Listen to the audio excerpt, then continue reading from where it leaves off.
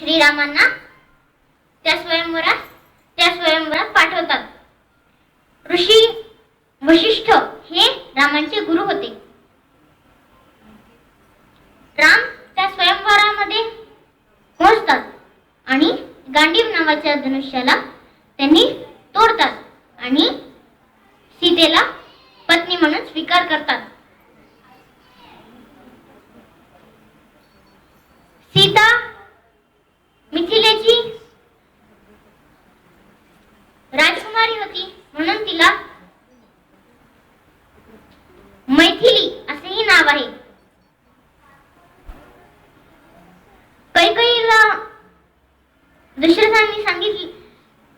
कैकेयीला मिळालेल्या दशरथांच्या वरामुळे राम तरी खरे कैकेयीचे खूप लाडके होते, पण मंथरा नावाच्या दासीने कैकेयीचे कान भरवले व भरतास राजा बनवायचे व श्रीरामांना 14 वर्षांचे वनवासासाठी पाठवायचे असे तिने कैकेयीला सांगितले. तिने जसे मंथराने सांगितले होते तसेच दशरथांना सांगितले. पण राम म्हणले की पिताश्री,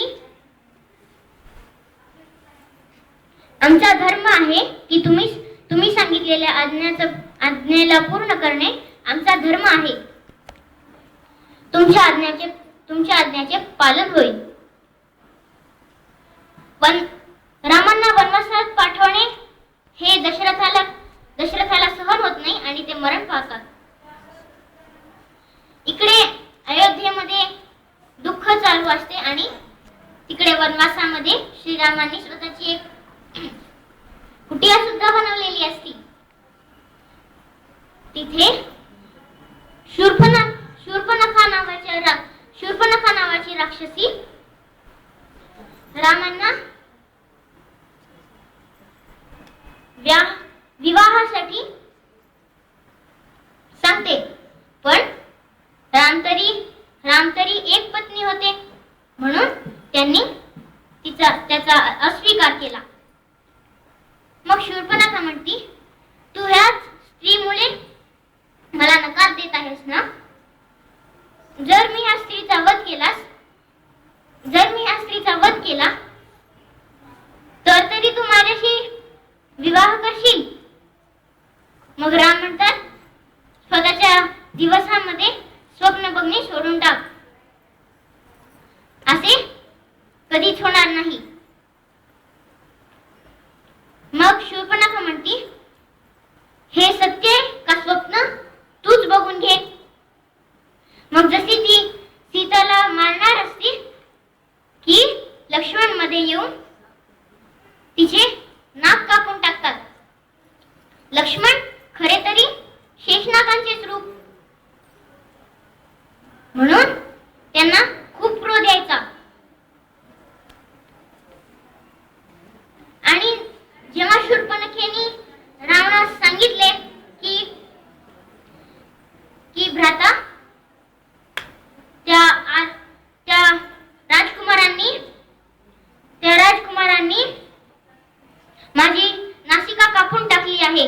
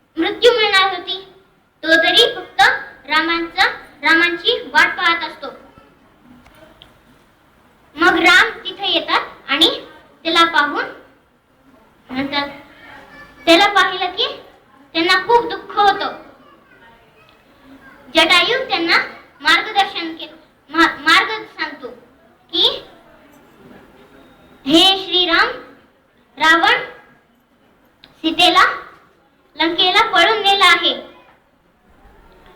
तुम्ही सरळ जा. तिथे तुम्ही सरळ गेलं की तुम्हाला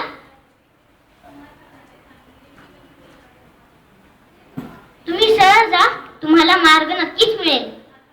मग जसे ते सरळ जात असतात तिथे त्यांचे सगळ्यात प्रिय भक्त हनुमानांची भेट होती. ते हनुमान सुग्रीवांना जाऊन सांगतात की हे राजा, जर आपण रामांना मदत केली तर तेही आपली मदत करतील. मग राम सुग्रीवाला त्याचे राज्य वापस मिळवून देतात व वालीचा वध करतात.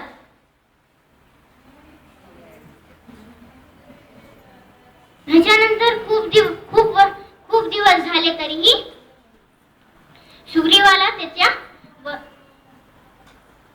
त्याच्या आश्वासनाचं काही लक्षात नसतो. म्हणून लक्ष्मण तिथे जातात आणि म्हणतात, सुग्रीव, तुझे राज्यकारभार बघता तुझे आश्वासन विसरून गेला आहेस.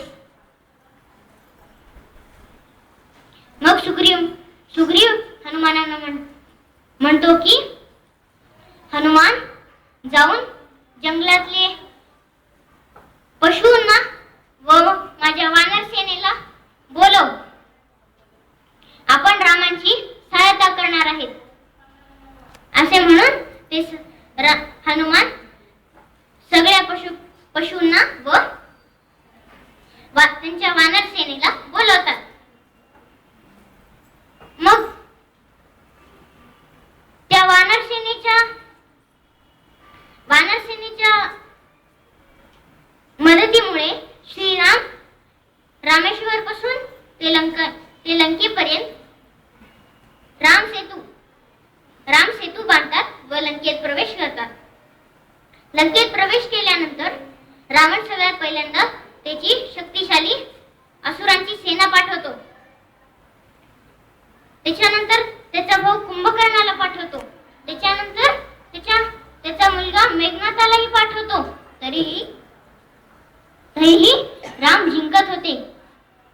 पण जेव्हा मेघनाथ आला त्याने रामांवरती जेव्हा मेघनाथाने रामांवरती प्रहार केला, लक्ष्मण मध्ये